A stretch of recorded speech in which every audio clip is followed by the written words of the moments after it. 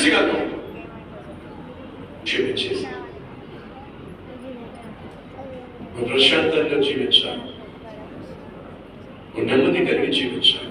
ప్రభు అతడు క్షమించబడ్డానికి అర్హుడు కాదు. ప్రభు అతడు క్షమించబడ్డానికి అర్హుడు కాదు, కానీ నువ్వు ప్రశాంతంగా జీవించడానికి అర్హుడివి కనుక నీ ప్రశాంతత కొరకు, నువ్వు నెమ్మది కలిగి జీవించడం కొరకు, ప్రశాంతంగా పడుకోవడం కోసం నీకోసం క్షమించు.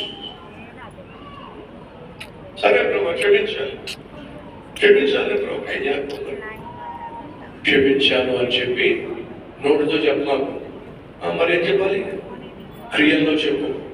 క్రియల్లో ఏం చెప్తాను ప్రభు? క్షమించాను అని చెప్పా కదా, ఇంకా క్రియల్లో చూపించడం ఏమిటి? ప్రతి నెల ఆ సేవకుడికి ప్రత్యేకమైన కానుక పంపించు అన్నాడు. సరిపోయింది. ఏమిటి?